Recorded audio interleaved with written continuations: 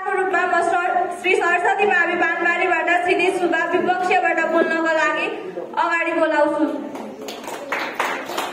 धन्यवाद कार्यक्रम सञ्चालिकाज्यू, यस गरी मैं सभाका सभाध्यक्ष महोदय, विशिष्ट अतिथिज्यू, प्रमुख अतिथिज्यू, हातमा नुनको होइन सुनको तराजु लिएर अङ्क जोड्न आतुर निर्णायक मण्डलीहरू एवं मेरा प्रतिस्पर्धी मित्रहरूमा म यस्तै श्री सरस्वती माध्यमिक विद्यालयको कक्षा 9 मा अध्ययनरत छात्र क्षितिज सुब्बाबाट सिकाउनुहोस् न्यानो अभिवादन।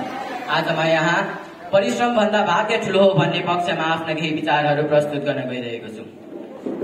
मानव जीवन एउटा रहस्यमय यात्रा हो। हामी कुन घरमा, कुन समाजमा र कुन देशमा जन्मन्छौँ भन्ने कुरा हाम्रो रोजाइ होइन। मानव जीवन केवल मेहनतको खेल होइन, यो भाग्यको लेखाइले निर्देशित यात्रा हो। परिश्रम गर्न त सबै गर्छन्, तर सफलता किन केहीलाई मात्र मिल्छ। कसैले राम्रो शिक्षक पाउँछ त कसैले पाउँदैन, कसैले ठिक समयमा मार्गदर्शन पाउँछ त कसैले पाउँदैन। महोदय, अवसर नै नपाइकन कसरी परिश्रम गर्ने त? यदि परिश्रमले मात्र सफलता दिन्थ्यो भने सबै मजदुरहरू करोडपति हुन्थे, सबै किसानहरू धनी हुन्थे। तर वास्तविकता के छ भने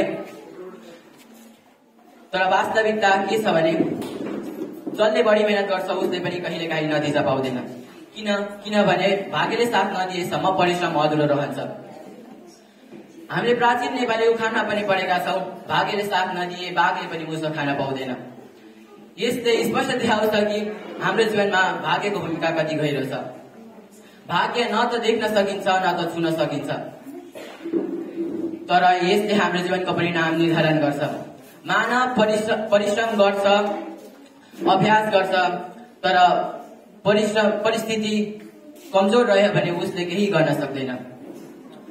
महोदय, यदि कृषकले पनि मकैमा मेहनत गरेर बाली फलाउँछ तर मकैमा घोगा नै लाग्दैन, के त्यो मेहनतले मात्र भएर हुन्छ? भाग्यले पनि साथ दिनुपर्छ महोदय। धन्यवाद।